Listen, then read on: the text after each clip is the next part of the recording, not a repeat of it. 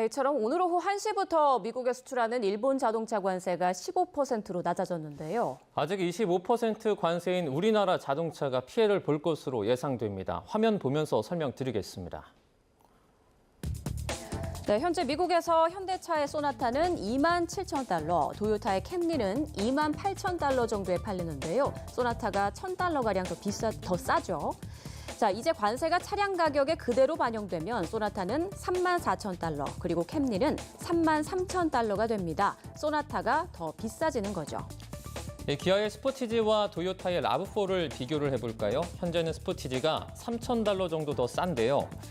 관세를 그대로 반영한다면 두 차량 가격은 거의 비슷해집니다. 가격 경쟁력이 상대적으로 낮아지는 겁니다. 현대차, 기아는 관세를 자체 부담하면서 현지 판매 가격은 올리지 않았는데요. 하지만 지금과 같은 관세 역전이 길어지면 상대적으로 손해를 볼 수밖에 없는 구조입니다.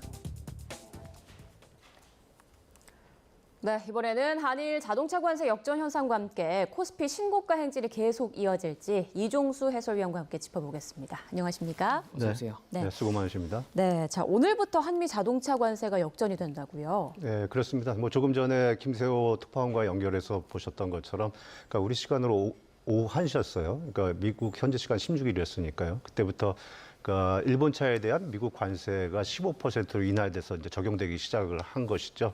그러니까 27.5%에서 15%로 낮춘 거고, 우리 같은 경우는 이제 25%가 그대로 적용이 되고 있는 거죠.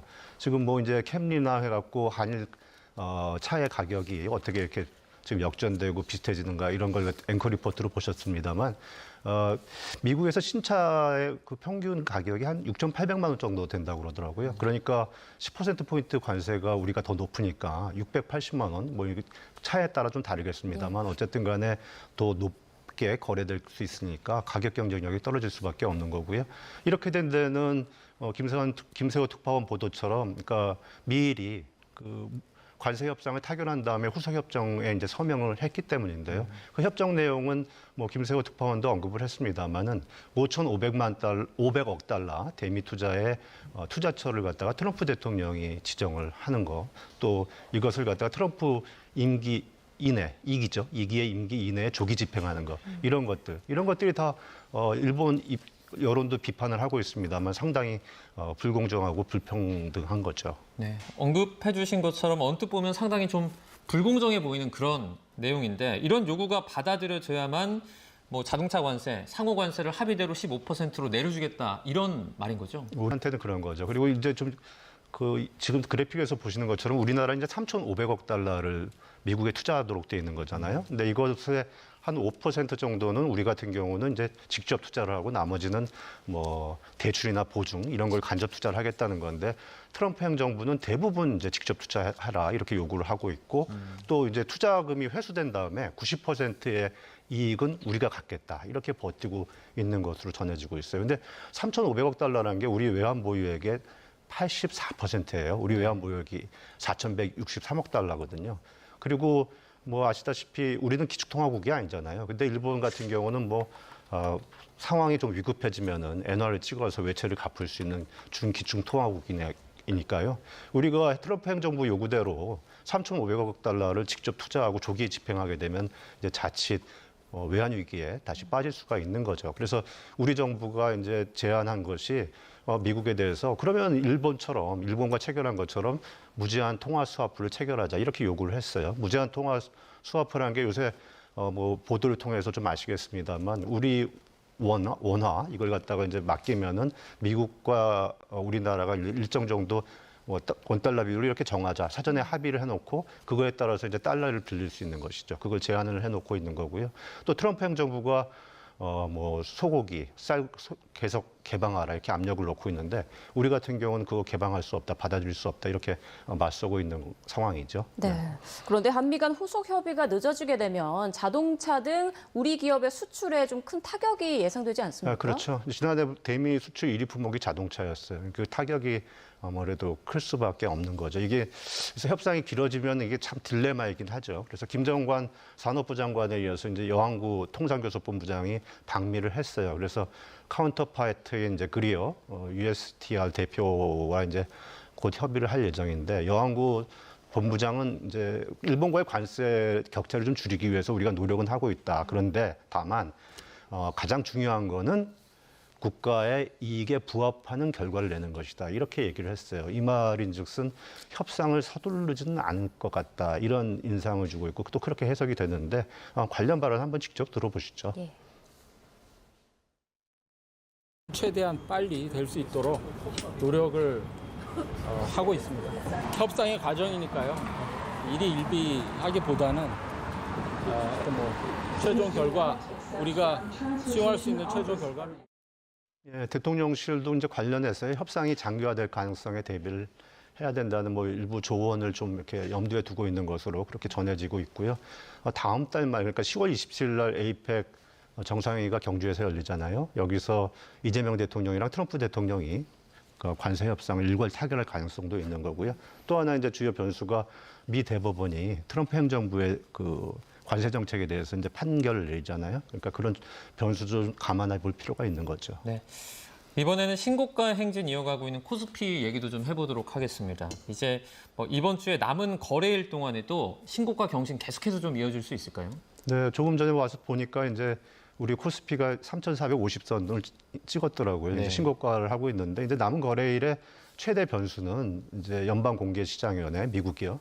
그러니까 여기에 기준금리 결정이에요. 지금 현지 시간으로 16, 17일, 그러니까 그리고 우리 시간으로는 18일 새벽에 이제 기준금리가 결정이 돼서 발표가 될 텐데 지금 고용 지표가 워낙 악화돼 있기 때문에 기준금리 인하는 지금 확실시되고 있어요. 근데 트럼프 대통령은 미국 지금 연방 기준금리가 4.25%에서 4.5%인데 이거를 0.5% 비컷하라고 그러니까 한꺼번에 많이 내리라고 그렇게 요구는 하고 있습니다만 시장에서는 0.25% 포인트 내릴 것으로 그렇게 유력시 보고 있는데 그렇기 때문에 0.25%포인트 내리는 것 자체만으로는 우리 시장엔 큰 호재가 되기는 어려울 것으로 전문가들은 보고 있고 다만 그 파월 연준 의장이 기준금리를 인하하면서 앞으로 추가로 연달아서 기준금리 인하를 할 것이다. 이런 개연성을 언급하게 되면은 네. 그것이 우리 증시 상승에 이제 호재가 될 것이다. 이렇게 전문가들 보고 있어요. 네, 그러니까 파월 의장이 기준금리 인하를 발표하면서 추가 인하 가능성을 언급하느냐, 이 여부가 영향을 미칠 것이다 이런 말씀해 주셨습니다. 자, 이번 주는 그렇고 앞으로 코스피 3,500선, 3,600선 계속 돌파하면서 좀 상승세를 이어나갈 거라고 보십니까? 전문가들은 그럴 가능성이 크다고 보고 있어요. 그렇게 보는 게 이제 증시 투자자들이 우리 증시에 대해서는 낙관적이에요. 그거를 알 수 있는 것이 뭐냐면은 이제 그 대기자금, 그 투자자 예탁금인데요. 그게 그래픽에서 보시는 것처럼 72조 8,900억 원에 이르렀는데 이게 3년 8개월 만에 최대치예요. 그리고 MMF 아시지 않습니까? 이제 수시로 입출금할 수 있는 건데 이게 226조 원에 육박을 했습니다. 또 다른 이제 또 포인트가 뭐냐면은 그 외국인들 그 순매수세가 이달 들어서 아주 폭발적이거든요. AI 반도체를 중심으로 해서 금융 해갖고 우리 이제 산업에서 강화될 쪽으로 지금 막 몰리고 있는데 지난달 같은 경우는 1조 6천억 원 순매도가 이루어졌는데 이달 들어서는 이제 2주밖에 안 지났는데 4조 7천억 원 순매수가 이루어진 거죠. 그러니까 이런 외국인들의 그 순매수세가 또 중요한 부분이고 그리고 이제 미국 기준금리가 계속 인하될 걸로 예고가 되면서 이제 달러가 약세가 되면서 이제 다른 나라 시장으로 가는데 그 중에서도 특히 아시아 시장 중에서도 코스피 저평가되어 있기 때문에 그래서 외국인들이 거기에 대해서 매력을 느끼고 있는 거죠. 그래서 지금 보시는 것처럼 지난 12일 종가 기준으로 놓고 봤을 때요. 이달 들어서 수익률만 놓고 보면은 코스피가 1등이에요. 네. 그리고 코스닥이 2등이고요. 그런 걸로 봤을 때는 지금 외국인들이 상당히 관심이 많은 거죠.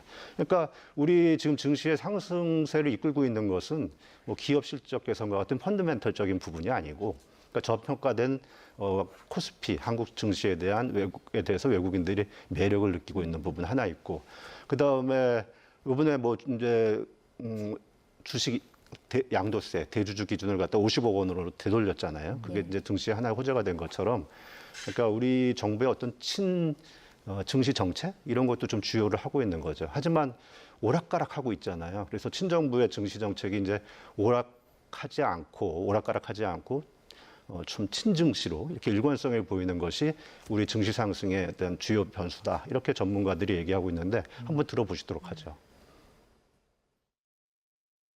9월 정기국회 과정에서 대주주 기준뿐만이 아니라 배당소득세율, 그리고 자사주 매입 정책 관련된 내용들이 시장 기대에 충족될 수 있을 만큼의 수정 과정에 나타날 수 있을지 이걸 좀 봐야 될 것 같습니다. 네, 뿐만 아니라 이제 뭐 코스피가 신고가를 경신하는 데는 AI 반도체 그 업황의 호황도 한 몫을 하고 있지 않습니까? 네, 그렇게 봐야죠.